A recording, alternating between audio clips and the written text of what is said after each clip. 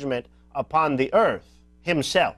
And that is going to be terribly violent, and those who do not believe upon him, I believe, will be killed, even as those horrible sinners in Sodom and Gomorrah were killed by the judgment of God. But that's not until the last day, and that is Jesus himself who is going to execute judgment. But in the meantime, Jesus has his hands open all day long to people, asking them to come to the free gift of salvation. And so we as Christians need to look at Muslims not as the enemy, but as the victim of the enemy, Satan himself. What would you say to that, Brother David, before we move on? Any comments there? No.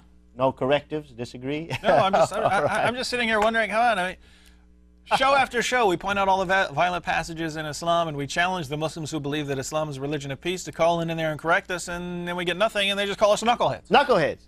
I'm still waiting for a Muslim to call in and give us the derivation of that word knucklehead. All right, let's go back to our callers. Welcome, you're on the air with Jesus or Muhammad.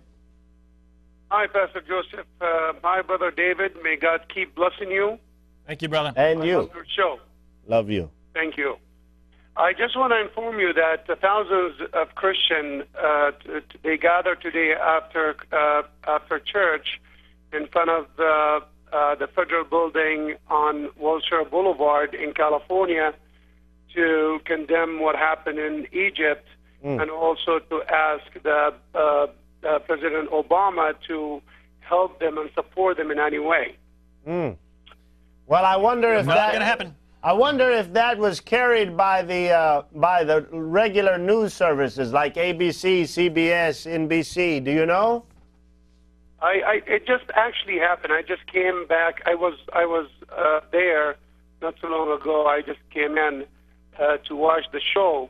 Also, I want to just comment on that guy who called David knucklehead.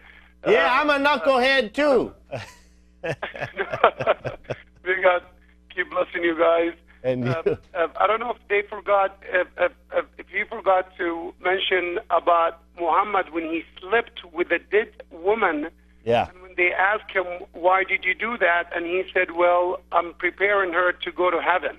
I mean, look, how funny is that, huh? Yeah. Oh, it's amazing. Well, and this is in a hadith, not the most well-attested hadith, but it's in a hadith nevertheless, and it's in keeping with what we know about Muhammad. And real quickly, you know, if a Muslim calls in and is going to attack the Bible for anything, sex is the worst thing he can say, because Muhammad is just filled with this insatiable sex drive that his 13 wives cannot satisfy him. He has to go after slave women and other women, and then all of heaven is about one and one thing only: sex, sex, sex. 72 virgins, little boys, all never altering in age, going around doing who knows what. We'll have to find out one day. And so, yeah, it's just ridiculous.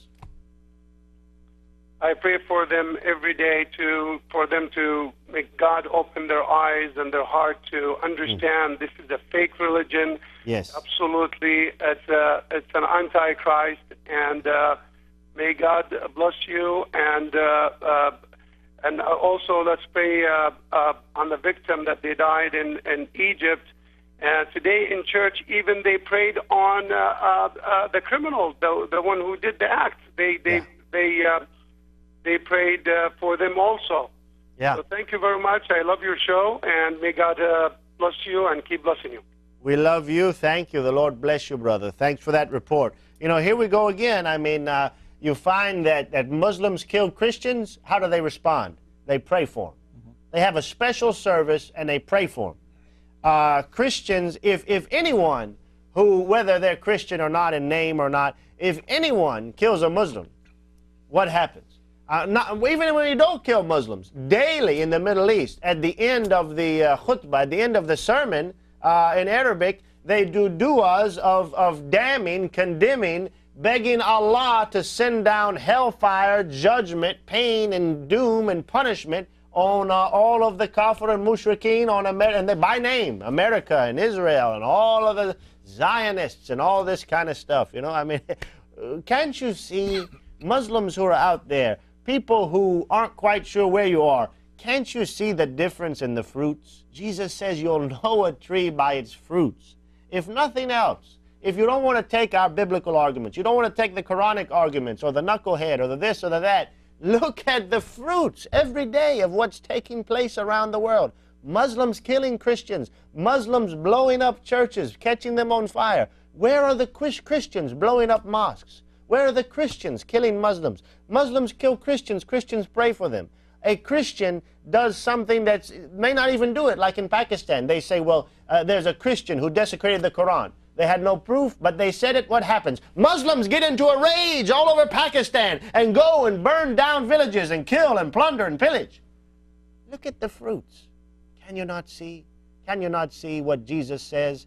I have come that you might have life and have it more abundantly. But there's a thief. He comes not but to kill, to steal, and to destroy. What does Islam do but kill, steal, and destroy? And that thief Jesus was talking about was Satan himself. Let's go to the next caller right now. Welcome, you're on the air with Jesus or Muhammad. Hello, you're on the air, Jesus or Muhammad. Good evening, Mr. Joseph and Brother David.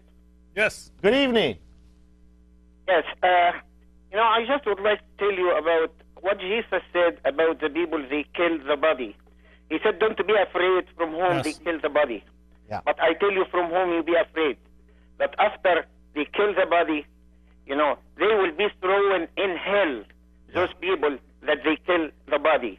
So they're going to be thrown in hell. There is no mercy on a type of people vicious like this. And I tell you that they are taking all this teaching from Muhammad, that the one that he was asking the donkey, he was asking the donkey, do you love women? And the donkey said, no.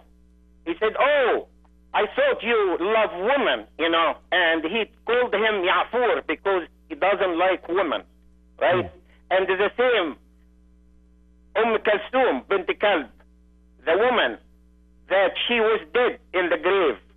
He said, I did this with her to give her what it gives her to enter the paradise. And he took the woman that killed her father, and they killed her brother, and they killed her husband, and he took her to the tent and committed adultery with her. So what do you expect from following a beast like this? That he is the 666 in the Bible. That is the devil, that he is going to be in the throne to the hell. He is a real filth. I have never seen a filthy man on earth like this man. They call him prophet. They're supposed to call him a donkey. Yeah, I hear. Thank you for what you said. And Muslims could answer, but they are not willing to answer or able. And thank you so much for your call, dear brother. The Lord bless you and strengthen you. Did you ever hear anything about that? Muhammad talking to the donkey? Okay, very interesting. He said the donkey. He asked the donkey if he likes women, and he made fun of the donkey because the donkey said no. Very interesting. I'd like a Muslim to call in and give us the reference there about Muhammad and the donkey's conversation about sex. All right, let's take the next caller right now. Welcome, you're on the air with Jesus or Muhammad. Hello? Hello, welcome to our program. Hi, my name's Catherine. I'm Coptic Orthodox, so I'm Christian. Welcome, Catherine. And I'm raised. Yeah, I was born Christian and I'm raised Christian. I've lived in America all my life, and in case you guys probably have been hearing this a lot about all the terror that the Muslims have been causing for the Egyptians, burning their homes with, people taking kids and forcing them to be Muslim,